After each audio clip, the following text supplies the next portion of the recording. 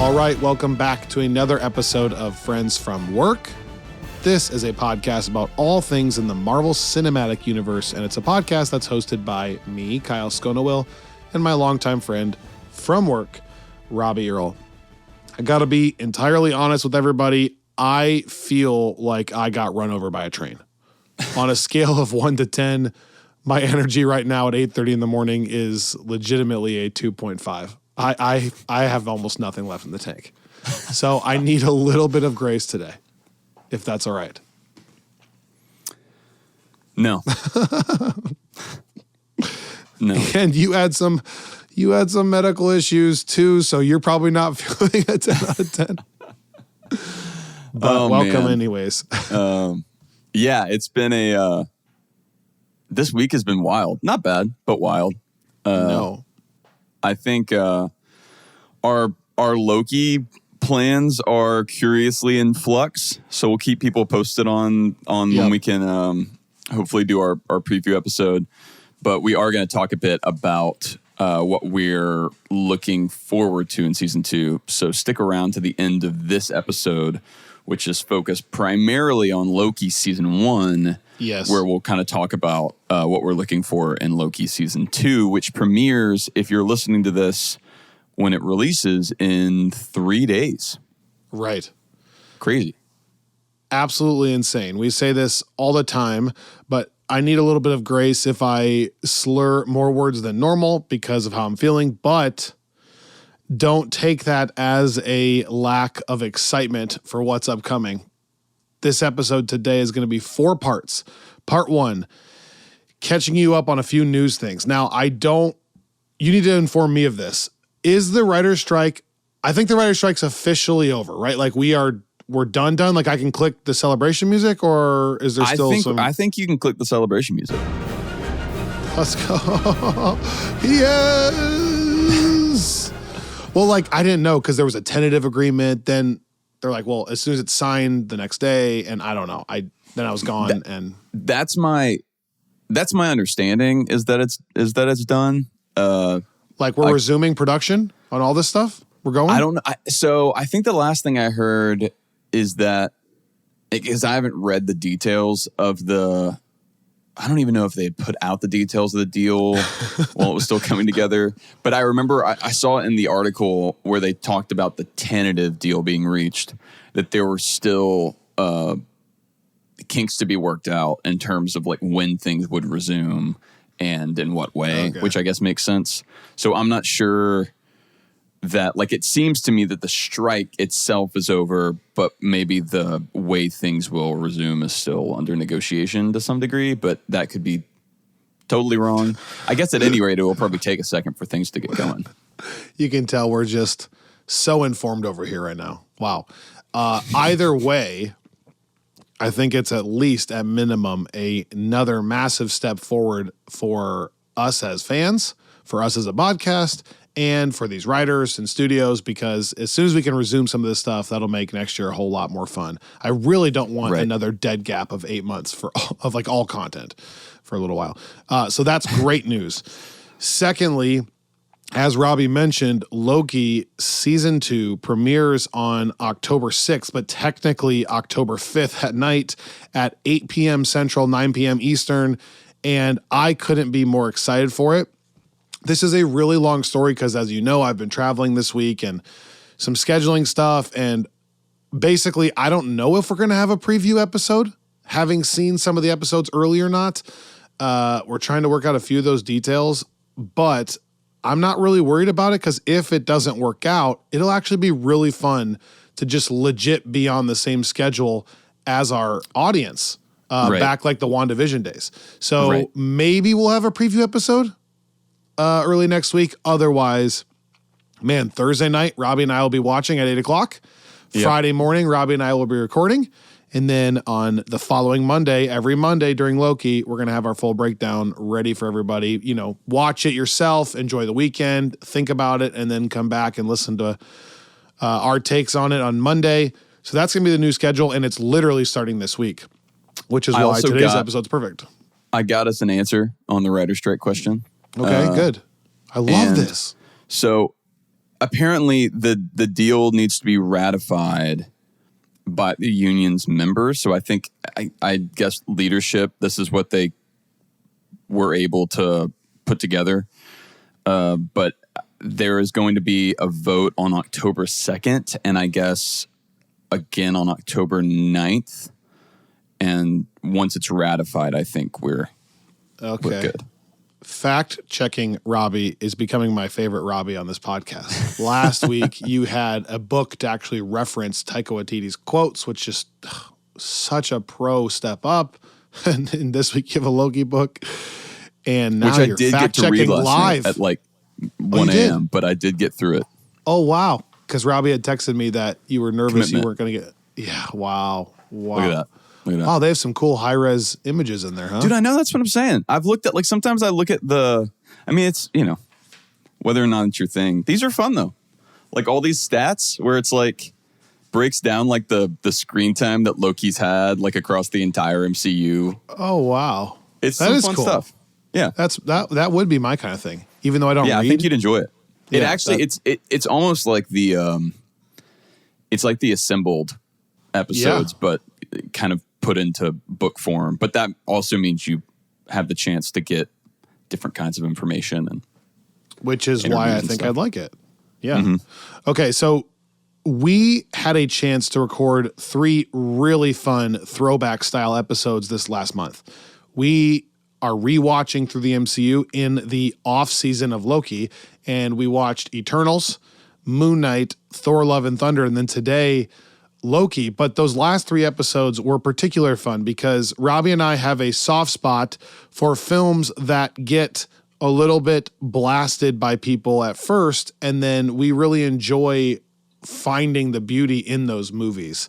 And so I really urge you to go back and listen to specifically at least last week's episode. But if you're just catching up or you're just finding this podcast, go listen to the last 3 episodes because that is Robbie and I's bread and butter right there.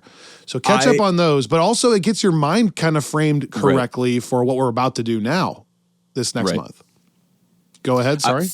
Well, first, I enjoyed those so much that we haven't talked about this yet, but I kind of want to start a little In Defense Of series here next time we're in an off season and just pick some more projects like that, whether that's stuff here in the MCU or if that's over on Screensaver. But it is fun. It's fun to go in and find the things about movies that you like that maybe other people don't or haven't considered. So that is like a defense attorney style. Yeah, that's my bread and butter. Yeah, you're right. Just on paper, it's always more fun, I think, to take a movie like Dark World that's not viewed as good and find some fun and joy in it and bring it up in people's mind. That's way more fun than critically reacting to something we didn't love and bringing it down for people, for sure. But catch up on those episodes. Also, if you're trying to get your mind framed right, which I need to get my mind right, for Loki Season 2, I created a 7-minute screen recap on YouTube that I am really proud of. It's just so 7 minutes taking you through what has happened to this character thus far, and obviously nixing some of the stuff that happened a long time ago because of the time travel stuff and all that. But catching up on Season 1 mainly, previewing Season 2, and just it's under 7 minutes. So if your friend or significant other or whatever, or parents haven't seen Loki Season 1, but they want to watch Season 2 with you, 7-minute screen recap, everything you need to know about Loki Season 1 on YouTube. And I'll lastly say, yeah, I don't have all the details yet, but we're hoping that Thursday night watches with Monday morning episodes can be a really fun thing. And we can maybe sometimes do some live chatting on Discord or occasionally record an episode live on YouTube or whatever that means. But basically what I'm trying to say is buckle up, because by reflecting on Season 1, we are about to also transition into new MCU content for the first time in a long time. And just before we jump in, talking about kind of both what we have going on in the Friends from Work world, podcast-wise and beyond. Organic Press Books, our comics partner, is currently running a big sale on Dark Horse comics, which everything that Organic Press Books puts out in general is already at a pretty crazy price. And so an added discount is something probably to take a look at. I should also point out that I think included in that sale is the Ninja Turtle comic that Greg is really trying to get me and the rest of the FFW community to read. I think he's gotten a few takers from some folks on the Discord. And I'm hearing that I've just never, like, I watched the Ninja Turtle stuff when I was little, like the quasi live action movies, which were fun. I've never really gotten into that world since then, but I know that there's a big following and some like legit writers have done stuff with those books. So that's there. There's also a lot of other stuff that is, we were just looking through up there for a really good price. And the last thing I'll say, more Friends from Work related, we are wrapping our first half of the Hickman read through. And I noticed the other day that they restocked that first omnibus, which was out of stock for a while. And it's there at like almost half off. So I would go for that. And then you can still catch up and finish with us before we take a little break kind of around the holidays. But while we're taking that break, we're also going to be in the comic book club doing our first like non-Marvel, non-superhero book in honor of Halloween coming. Candace and I are going to be talking through some horror comics for the first time on the podcast. And so we're starting with a book called The Nice House on the Lake by James Tynion. And you can get that in a couple of different ways on Organic Price Books. So you can either pre-order a really nice hardcover or just get the first volume. Go there if you're interested in trying that out with us. But ton of options. OrganicPriceBooks.com. Remember, code Friends from Work. And shout out to all the people that have been doing that. I salute you. I said that on Discord because I'm getting those emails that people are doing it, which I love so much. Great company.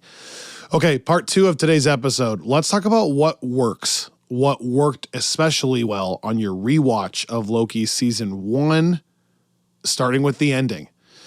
I think the biggest takeaway for me from Loki season 1 is that the finale is the best finale they've ever made, and it's virtually flawless. And it's one of, I think, for me, 3 moments, like I referenced in our Moon Knight episode, that I had that elevated of a feeling, elevated chills, a moment I'll never forget. It's the way the entire finale had me glued to my seat or glued to the screen. We're both glued to both, and just locked in on what everything Jonathan Majors was saying, and then the disagreement between Loki and Sylvie. But then the moment when the camera pans out the window, you see the timeline branching, and specifically Loki back in the TVA and Mobius saying, wait, hold on, slow down. Who are you? I assume you're from blah, blah, blah. And then Loki panicked looking at the statues and it being just one statue of Kang. That moment for me is paralleled with a couple of WandaVision moments and Moon Knight episode 4, the ending of that. That's it for me in the Marvel Disney Plus era. That's it. And I can't emphasize enough how cool that moment is, combined with Natalie Holt's score. Like, any flaws that I have with Loki throughout are instantly erased in my mind because of how strongly I felt like the plane was landed. And it should be noted that part of the reason I think that plane is landed easier is because I do think it's always a little bit easier to land the finale when you know there's more content coming. When you know it's the Infinity War, it's easy to do an ending like that, have us all go, wow.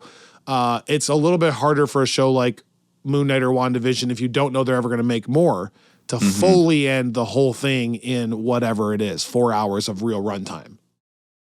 That's a good point. Yeah, and I wonder, I'm always curious when that decision was made. Like, because that was a big reveal in the finale whenever kind of instead of a post-credit scene, it was just season 2. But I don't know that they had the decision to actually go into season 2, but I do think there was a decision made early on that it could lead into the multiversal stuff, so you can leave this open-ended. Like WandaVision, maybe they don't know if the character is going to be followed up on or when.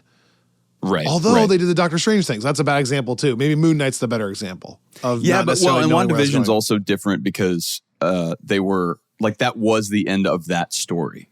You know, like we were going to get Wanda again, but like the Vision, Westview, Monica Rambeau, like all of that was being wrapped. Good point. Which is like, I think we have to point out, because a lot of the criticism around finales like that are how quickly they have to resolve all of that stuff and tell us like where Monica ends up and where Vision ends up and Agatha. Whereas here they don't have to do that at all. And that's part of that's the strength. It is very Infinity War-esque. I think that's a really good comparison, because that was one of my big takeaways, and we'll kind of come back to this at the end of the episode, but how much we're left with questions. Like, I think at the time it was almost done a disservice. We loved the finale then, so it's not that, but we had so much stuff coming out in 2021.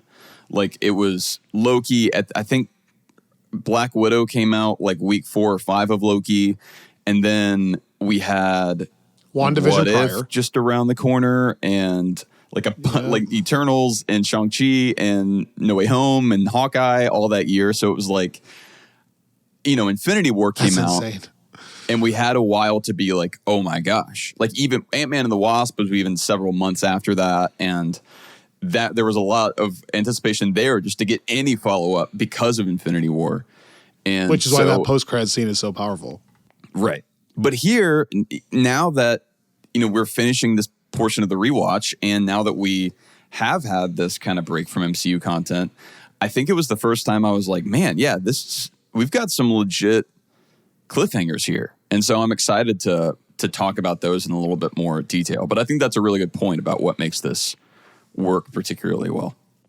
This doesn't need a lot of breakdown, but I also think it should be noted that it's really unique in that it's one of the only finales that basically is based off dialogue, that they can save budget in any kind of special effects thing because they just put 3 actors in a room for the most part and had them talk.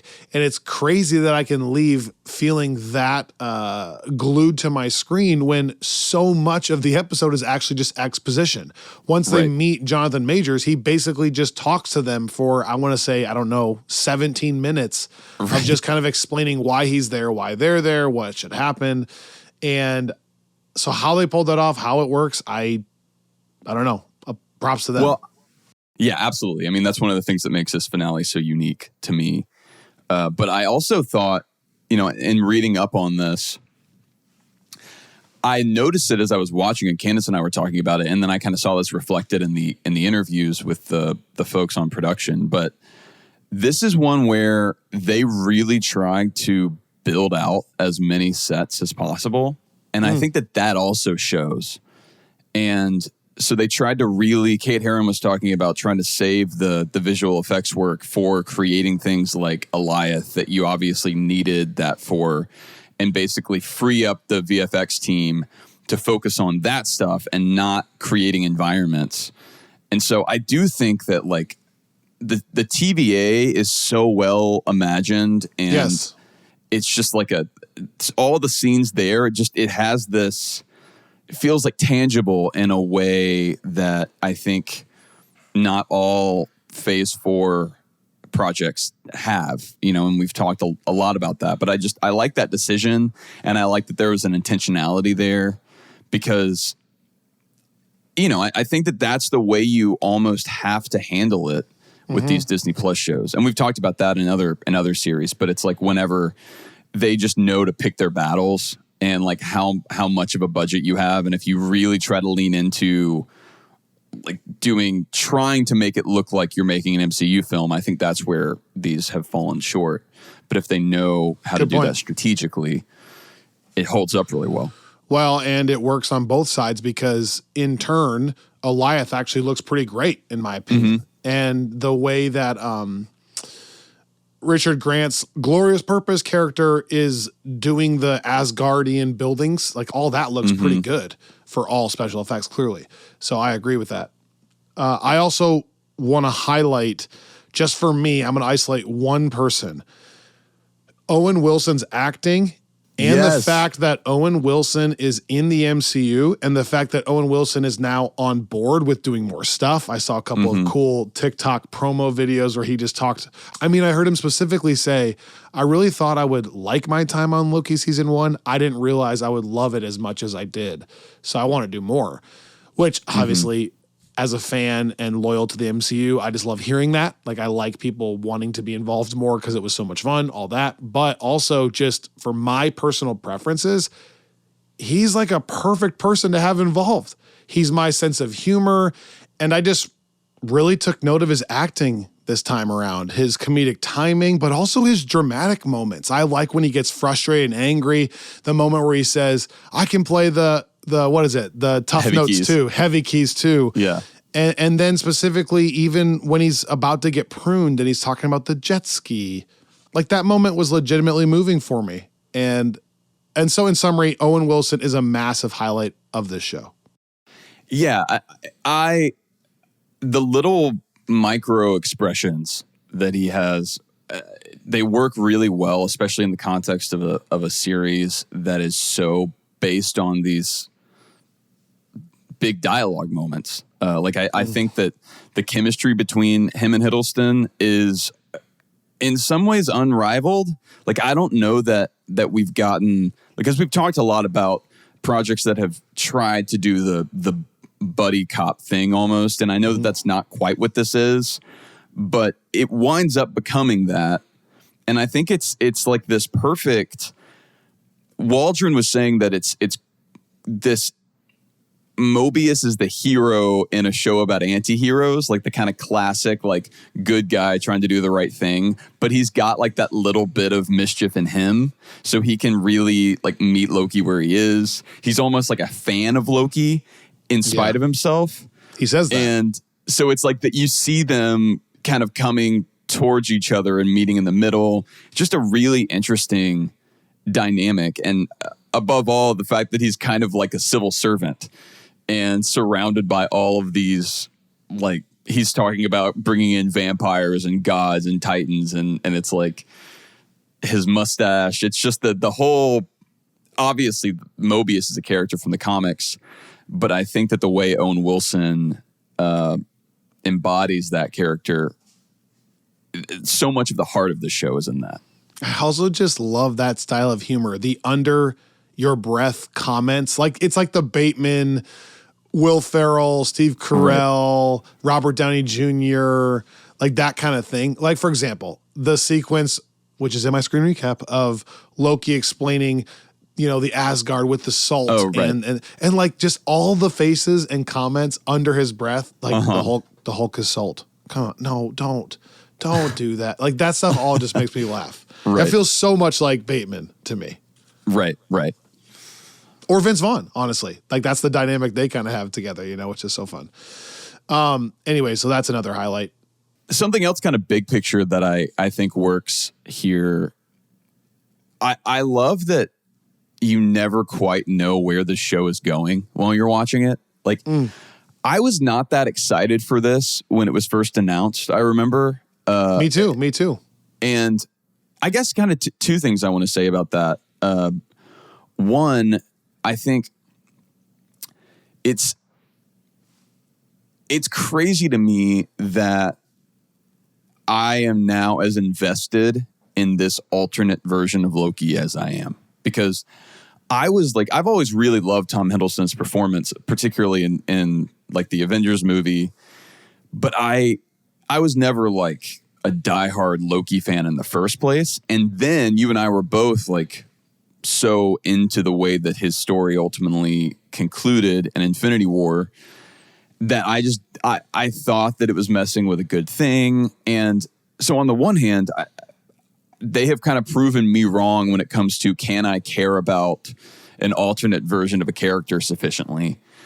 And they also proved me wrong in that I love that it has not, for me, taken away from Infinity War at all. Like, on this last rewatch, it just kind of hits home like, no, like that, like Loki died. Like, the version of Loki that we knew and followed all through the MCU did die, and that was his end. He wasn't resurrected or brought back. So like we still maintain that finality.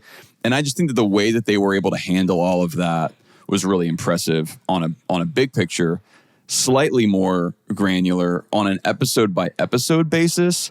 I saw Waldron saying that his initial idea for the show was to basically every episode change what people thought was coming. Like if you thought it was going to be a show about like, oh, it's just Loki and Mobius like teaming up and going in trying to find this variant the whole time. Well, then you find her at the end of episode 2. And now it's like, oh, you think it's going to be Loki and Sylvie teaming up and trying to get back and take down the TVA. And it's like kind of that, but then it's not because they get captured by the TVA and like their whole, like you almost think that they are going to hijack the Ark. Like the way that they set that up, it feels like an inspirational moment and they're running towards it. And it's like, he does a really good job of pulling out the rug from under you.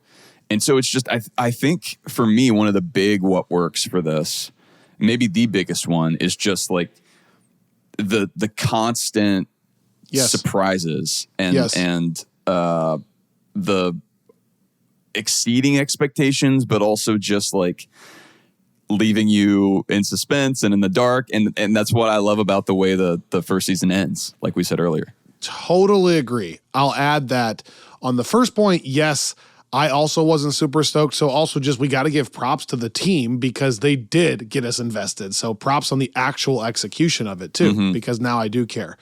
Secondly, a twist I'll add, I love how they handle the entire timekeepers part of this whole thing. So like in the first couple of episodes, you're legitimately thinking there's no way this can be real. You're thinking like Loki, like this is right. These are space lizards. This can't be true. Right. But then they have all these statues of them and Ravonna talks about them as if they are true. And then there's a cool scene with Ravonna and Mobius where Mobius doesn't even know, like he hasn't seen them. And that's like, oh gosh, they can't be real. She's making this up. Because she's like, well, I talked to them yesterday and they're angry. It's like, okay, come on. But then I think it's the beginning of episode 4. You get this shot of Ravonna going up the elevator and you just get this cool edit of through the fog seeing 3 different sets of eyes and their outlines basically. And you're like, oh my gosh, the timekeepers are actual real space lizards unraveling time. And you're allowed to think that for like 30 minutes. But then the reveal of they cut their heads off. They're just robots. It's not a real thing. But then immediately, as soon as you do that, you're thinking just what Loki's thinking, which is, but then who created these things and why? Like, where is the person creating this? Right. And the really subtle see you soon that we get from Jonathan Majors, who's voicing all 3 of the timekeepers there, which is really fun. Okay. Oh my gosh. I didn't know that. He's those voices. Yeah, and I was looking for it this time because I don't think I had known that the last time I watched through this. And it is like, it's clearly Jonathan Majors when you're looking for it, but they're all pretty distinct voices. Like it's pretty good voice character acting. Like I was impressed, but it's so perfect because you're like, that makes sense. He set it up. Right. I that's a question I want to answer in a second when we come back, because I do want to follow up on how much do you think Ravonna knows about He Who Remains? Like, is she directly interacting with him? Is she getting orders through the timekeepers and she's just not allowed to get close enough to realize they're fake? I mean, does she know the whole thing is planned and they're just in on it together? Let's get into that later. The last thing I want to shout out as far as what works, it just needs to be said again, the actual heady dialogue is really fantastic. The long conversations about free will versus is your future predetermined?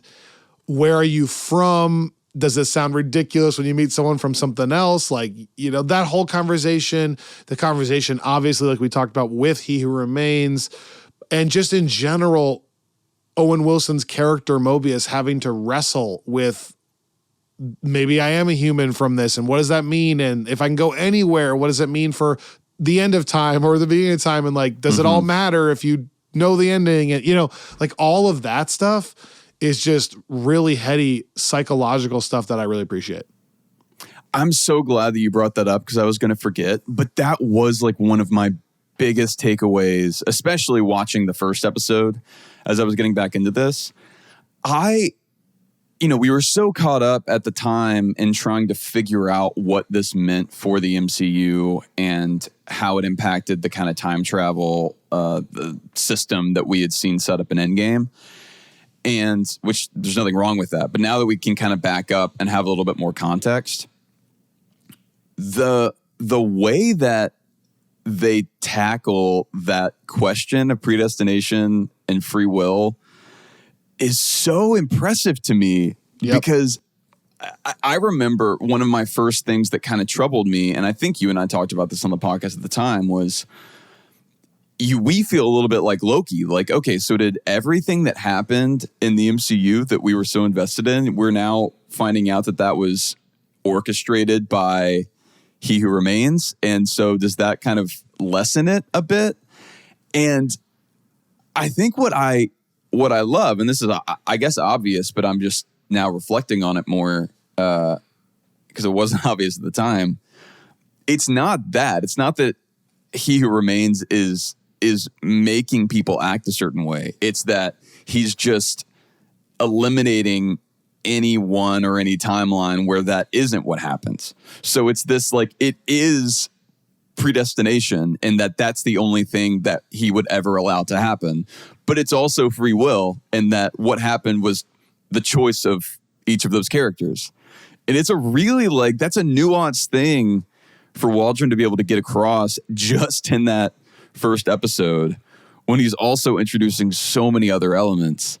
And I think Loki's such the perfect character to do that with. So that's something that I don't think I was so excited about, just how ambitious it was initially, but I don't know that I fully understood how well executed it was. We're going to talk about what didn't work and some lingering questions after a quick word from these sponsors.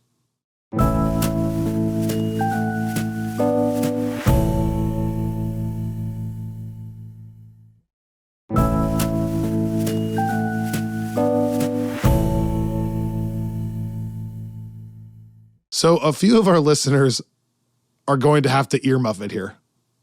And I think you know who you are out there. Okay, so just be careful here.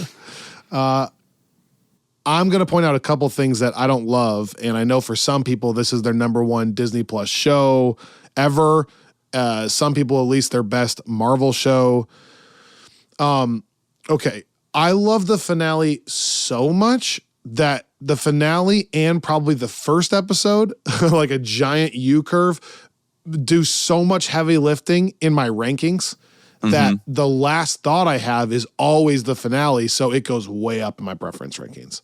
On a rewatch, oftentimes these projects are going up in my rankings for me. Like, we just got off Love and Thunder, rising in my rankings, Moon Knight, rising in my rankings. Here, I specifically want to isolate a take I had when this first came out, and I feel stronger about it now than I ever did. I think Lamentis is not only a missed opportunity, it borders on that makes me sad. Lamentis as an episode I think is bad. I think it's a bad episode. Wow. And it really lulls the show for me. And I know all of the counterpoints. I know the counterpoint of, like, well, we had to get them isolated so they can do some, connecting and build. But the connecting feels forced. The writing in the episode to me feels really bad. I even wrote down some specific lines. Like, some of the dialogue doesn't make sense. It doesn't fit the characters. It doesn't, it pulls me out of the show. Like, for example, they're running and she's like, I don't need your help. You don't have to help me. And Loki yells back, "You're so weird." Like, that's not a line Loki would yell. You're so weird. I don't love, like, when Sylvie goes, "Get out of my way," or "You're in my way," and Loki goes, "You are my way." Okay, come on. Like, that's not good writing to me. And you isolate the best part of the show and you take it out of the show, which is Owen Wilson. So the buddy cop thing is gone for a whole episode. Right. And there's a lot more lines like that. Like, for example, why does Loki, who's a genius, think that once he already talks to the random villager who blasts Sylvie with her gun, why does he think that he's having conversation in his normal voice. Why does he think now shifting into her long lost husband is all of a sudden going to work? He just talked to her as a traveler.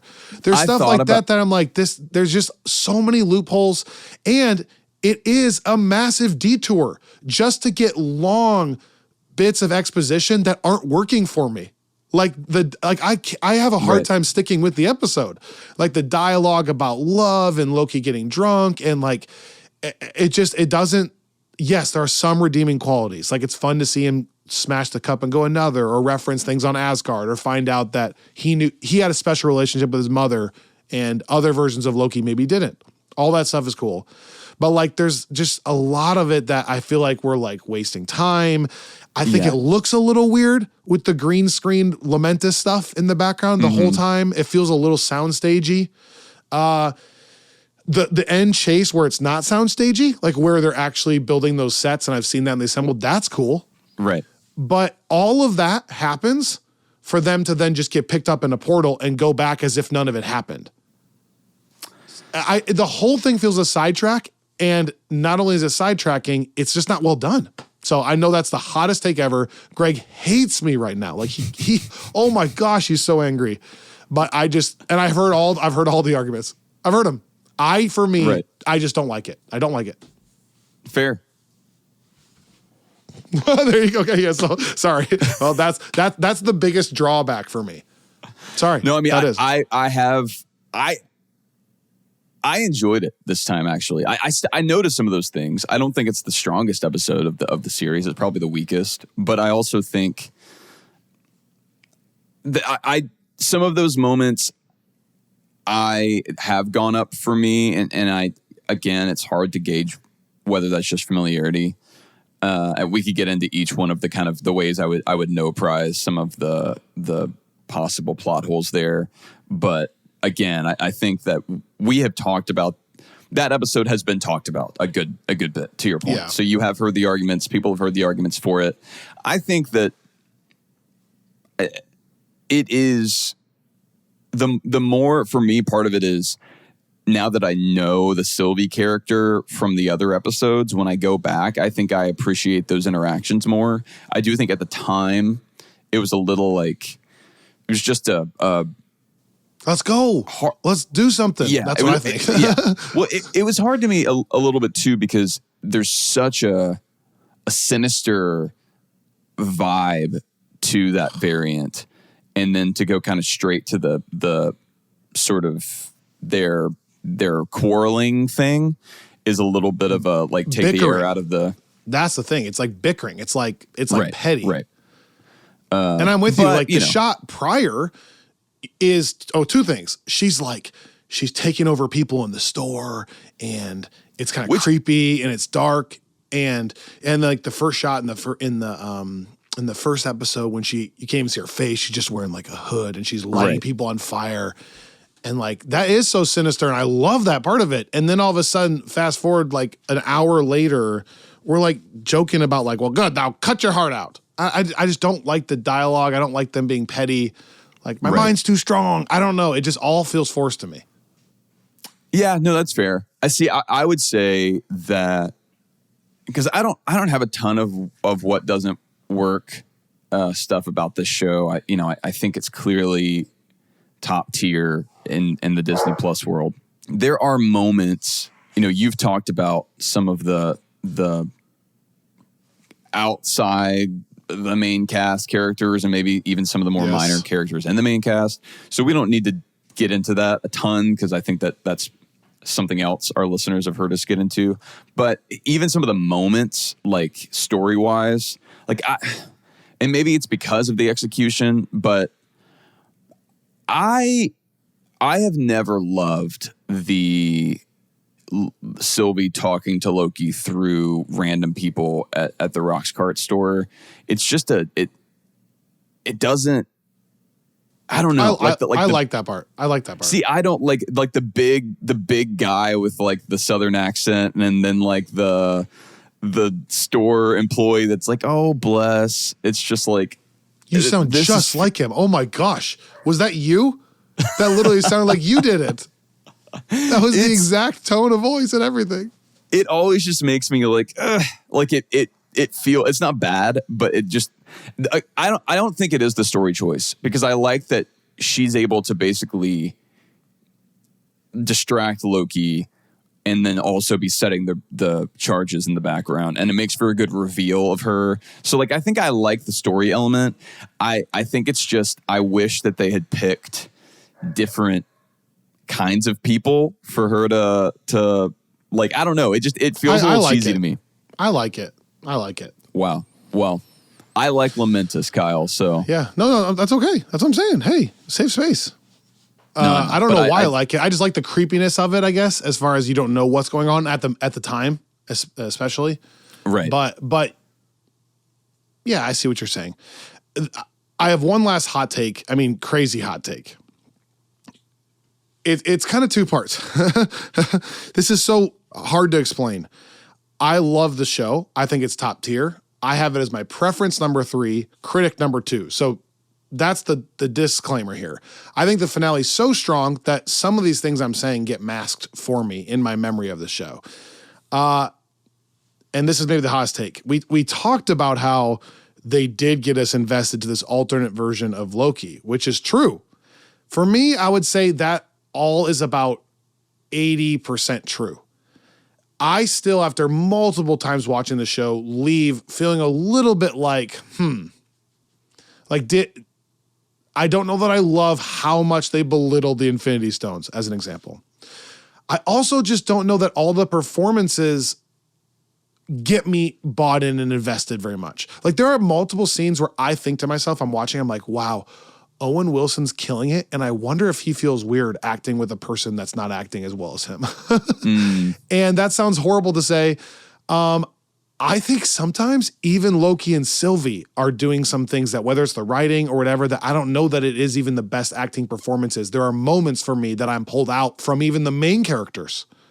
So there's just something about it that I am in, but I'm not all the way in. I'm like wading in the water, and there's all these little factors, like a dialogue here or there in Lamentus, or a performance here or there from like B-52, or no, I think that's fair. Or a Loki part that seems over the top that doesn't feel like it fit. And then there's a bigger issue of, there are still times, we talked about this at nauseum when it first came out, there are still times where I think to myself, would the original 2012 Loki do that? Like, has he been humbled enough to do that? Would he be that such and such and such this early on? And so I'm not going to beat that to death.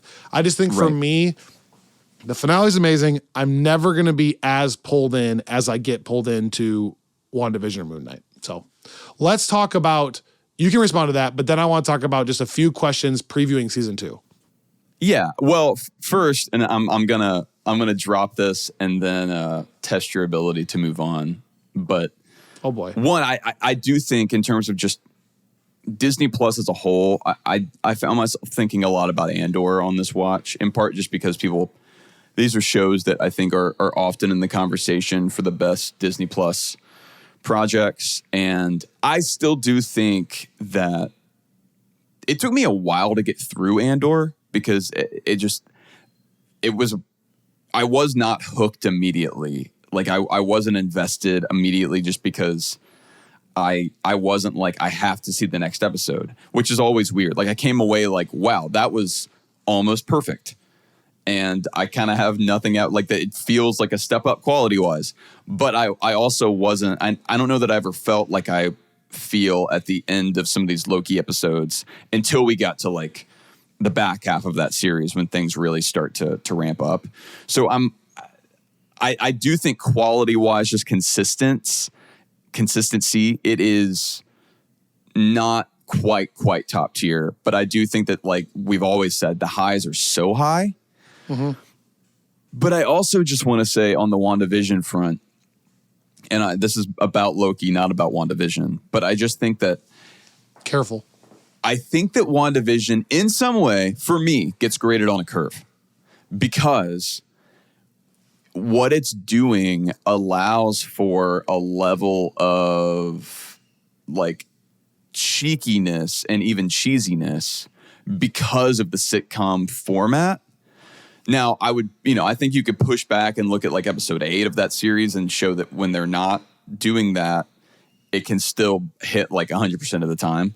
But it's like there's a part of me where I'm like, if I were to isolate certain moments from WandaVision the same way that we've talked about certain moments in Loki, I think that I would have those concerns, but I think the difference is I kind of dismiss those as, yeah, but they're doing the like Full House kind of style acting, which is maybe true in most cases. I don't know that that's true in all cases. I don't know that every actor that shows up in WandaVision and every line that we get in WandaVision is like fire. But I think that's just it's why it will always be hard for me to compare any other Disney Plus project to WandaVision, because it was doing something that is so different that I just don't know if you can ever take any drama or comedy or anything and really easily match it up like scene for scene, episode for episode.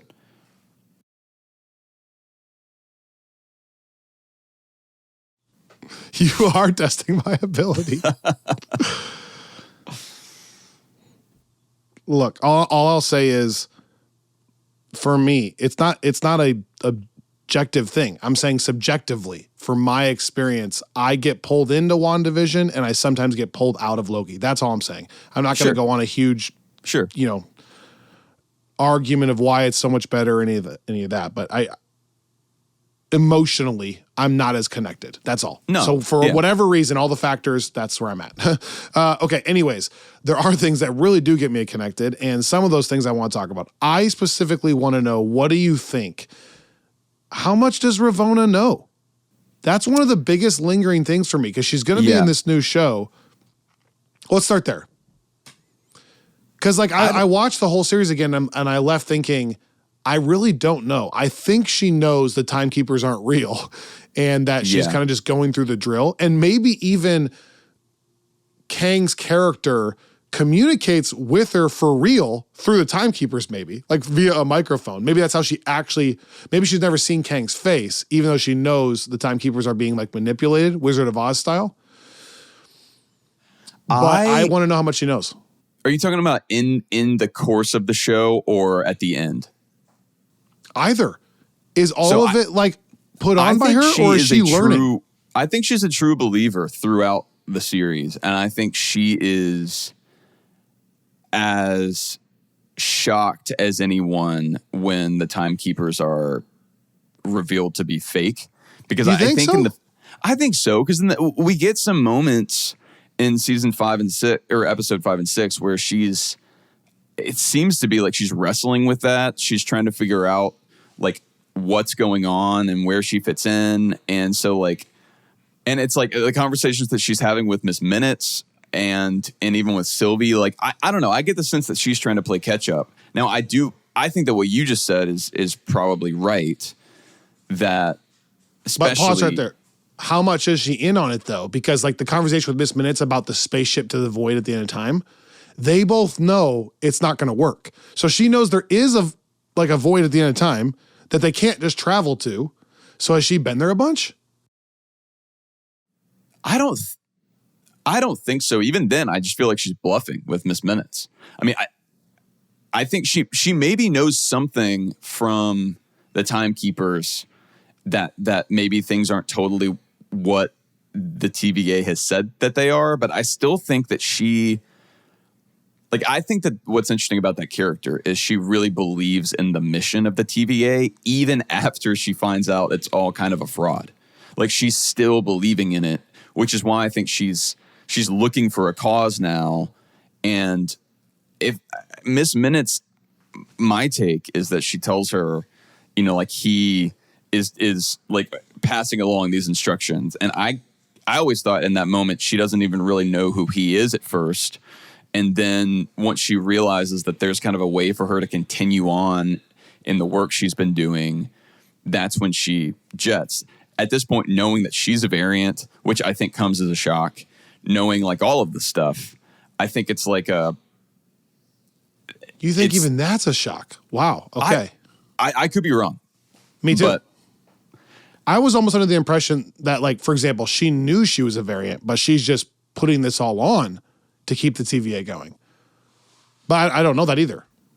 I mean, I guess she is trying to, like, she's trying to keep C20 Right. from saying what she's saying. But I always took that as like the timekeepers telling her that, that's some kind of like, that's something that can't be allowed to get out to the TVA, not necessarily because it's the truth, but because it's dangerous. Like in this sort of, keeping with the Big Brother, like no free thought vibe that Loki's going with for the TVA. But I would think that we'll get some more background on that. But my other massive question is, I don't even know what the plot's about. Moving forward. Yeah. Like, what do you think Loki season 2, how is that even tying in? Is it going to start tying into incursions? Is that what they're preventing? I mean, so we've seen in the trailers, that Loki's like being pulled in and out of different time spots. Why? Or I don't know. Which I kind of love. I do feel like there's like an added level of like secrecy around this, which gets me excited. It feels kind of like Multiverse of Madness and that they're cooking something up. Really, like everyone is left in kind of a cliffhanger spot, at least when we're looking at the main characters. Like he who remains dies, but we know that, we get that again, the see you soon line.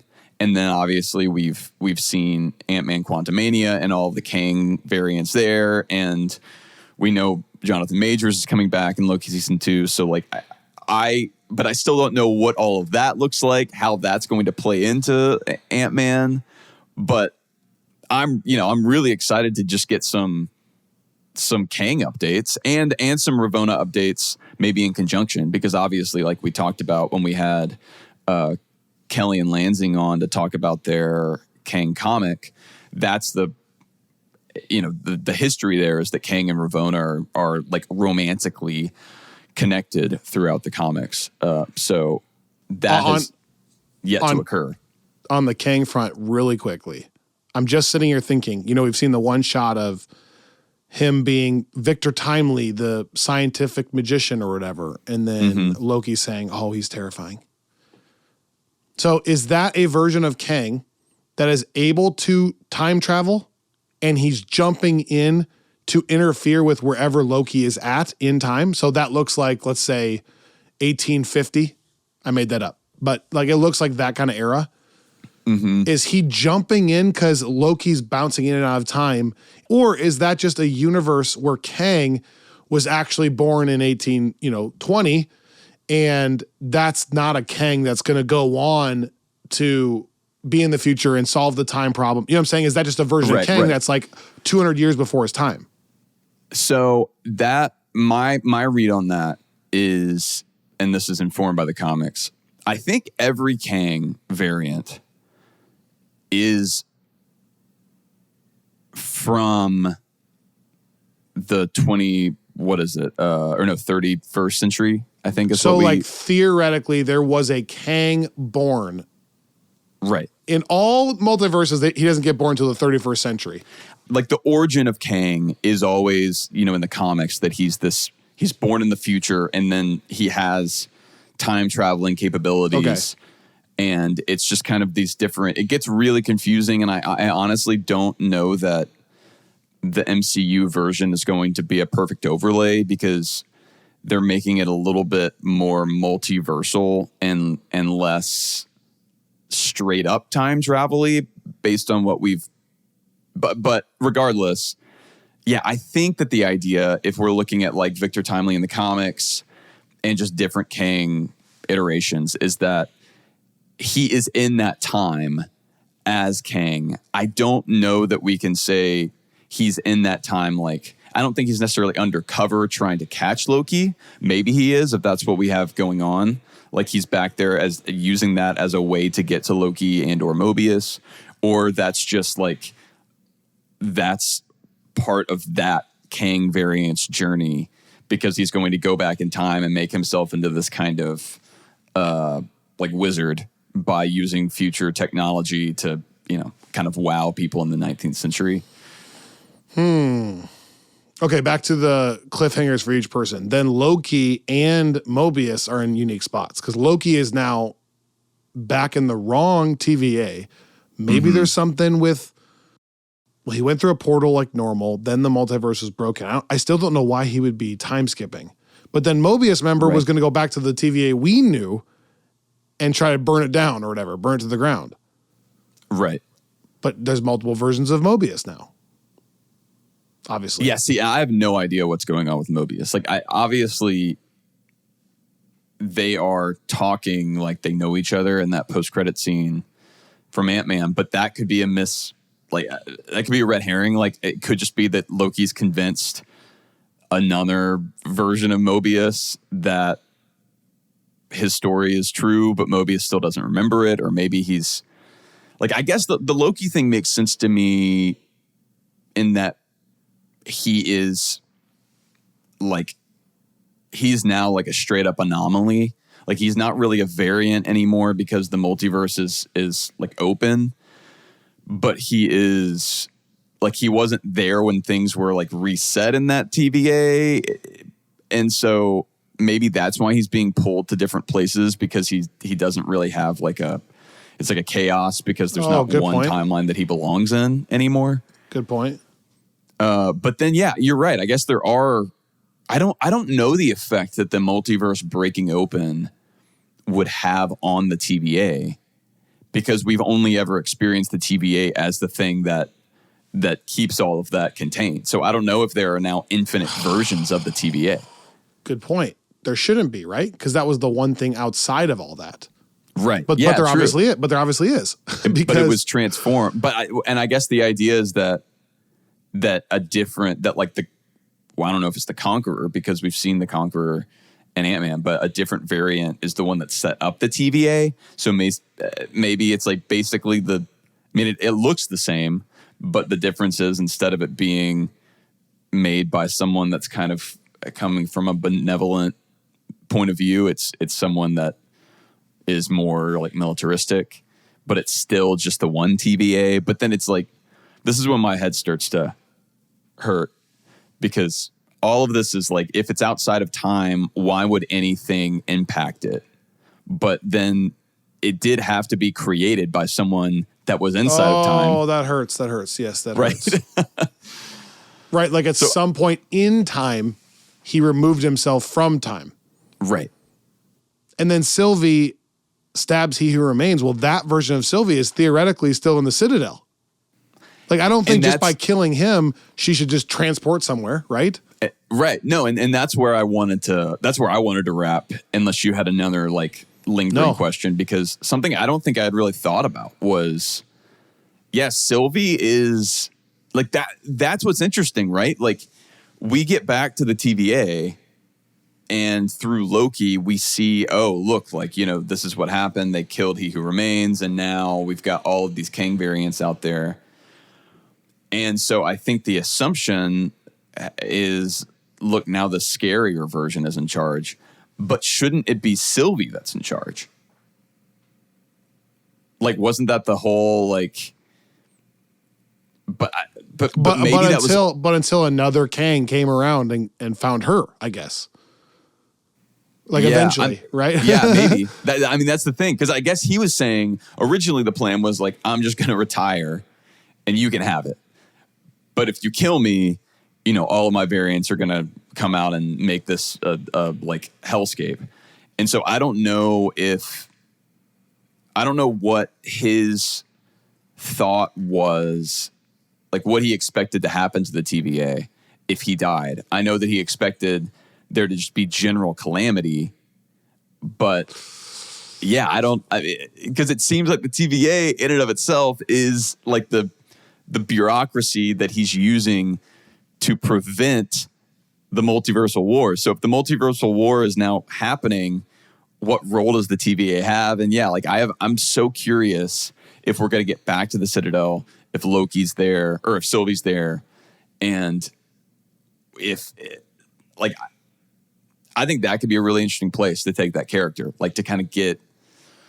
Let's go. If she, like, if I don't know, like, is there, I don't think this is where we're going, but I would be interested if by the turn of Sylvie kind of getting pulled into that, like now being a part of that system and what that means for, again, the TVA, but I guess the entire flow of time, and how all of this impacts, I mean, this entire saga that I know we've that's got what unfolding. Where are we going? Like, how is this Yeah. one going to end, and was it leading us to? To Yeah. make my brain hurt even more, you know, Sylvie stabs He Who Remains, and then we see those branches. And I started thinking about, okay, the other timelines that are not the sacred timeline, what is their history? So are we saying then, because of that, follow me on this, right? So we're saying that for one alternate timeline, the moment Sylvie killed Kang, therefore stopping the ability to prune branches, that means it's all still rooted in the sacred timeline for these alternate timelines, right? Like at some point it came out of the sacred timeline, because before that, everything was being pruned, so it's just sacred timeline. Then, as soon as she stabs him, now it's like, okay, let's say I walk down these stairs I'm not supposed to. Well, now I am from that point on starting a new timeline where Kyle walked down the stairs and he wasn't supposed to. So then what do I do after I get down there? And then that starts branching and branching. But does that mean that that new timeline, the new multiverse's history, is still a shared history? Pre that moment where it started branching? Like, would that other timeline still know who Abraham Lincoln is, for example? Because we branched off post a certain moment. No, I think so. Yeah. I mean, in the same way, I guess, that Loki remembers all the events of his life pre-Avengers, like in this series, because he's like, there's that shared history. It's just he also like, right? I mean, so there is going to be a point. There's going to be a moment then. It's not all parallel timelines where it could be totally different and they don't have the same history. There was a moment where it all came from the same root. I see what you're saying.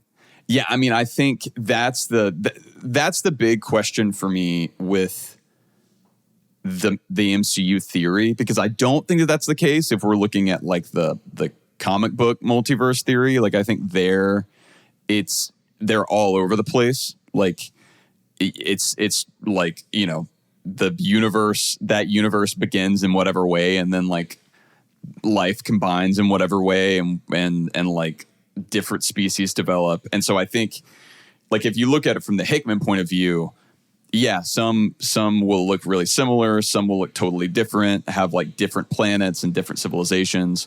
But I think in the MCU, for the most part, it seems to be built around this. Like it's almost a combining of the time travel and multiverse tropes in a way that can really get confusing. And that's why, like, I think we dug into a lot of this for the King episode that I'm like almost tempted to go back and listen to before we get into next season. But I think the one thing that they did in this series to kind of leave the door open is Sylvie telling Loki in episode 4, the beginning, about how, you know, the universe wants, or multiverse wants, chaos. And so, like, her being born the goddess of mischief, like, that's clearly not like like if just her being born was someone stepping off the path, then she would have been pulled out when she was born, like as someone other than like the normal Lokis that we see. But then also we've got like alligator Loki, right? And it's like, well, that's clearly not like there's not this one thing that could have happened that would now create like an alligator Loki. Like, that's just like a different thing entirely that we're dealing with. Or like boastful Loki.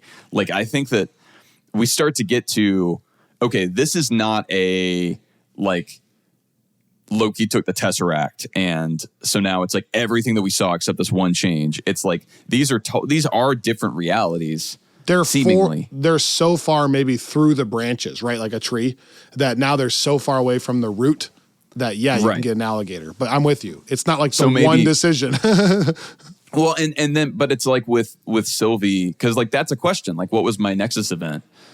And so it's not like takeaway for me is that it's not that like there was an event other than her just being born the goddess of mischief. It was something else that happened. And because then it's like if you go backwards, then it would have been like, however, like the events that led to her being born, like because maybe that's the thing. Like maybe she has like a different like lineage than the Lokis that we know do. Maybe that may have been established and I just forgot anyway. So that I think the TVA would have had to have gone back and been like, yeah, nope, this isn't it. Like it's supposed to be like Loki's a frost giant and this is how it happens. And so, but that's not what happened.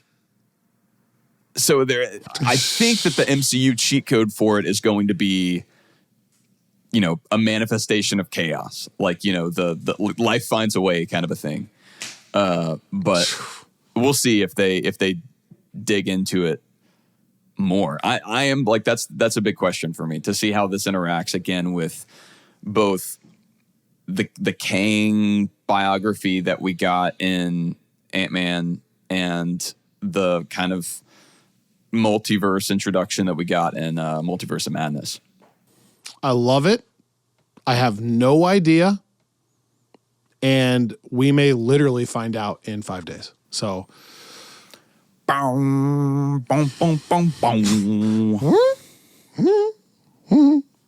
it's those echoing strings that do it for me. Thank you so much for listening. Let's get this thing rolling. I'm so tired, but my mind is getting framed. I'm getting in a better spot. Yep. Thursday night, 8 p.m. Central, 9 p.m. Eastern, 6 p.m. Pacific. The first episode of Loki Season 2 airs, and we will be discussing it the following Monday. Thank you for listening. Please rate, review, and subscribe. Legit, right now, subscribe to this podcast. Click follow. If you like it, if you've made it this far, then certainly click follow and subscribe. Smash that subscribe button. Smash that subscribe. We need better thumbnails, like Jeff Loveness said. I'm working on my thumbnail game. Let's get a thumbnail here. Help me with that one. Loki Season 2. Okay, perfect. Thank you for listening. We'll see Marvel's you next time. Trash can. Talking about Loki Season 2 right back here on Friends from Work.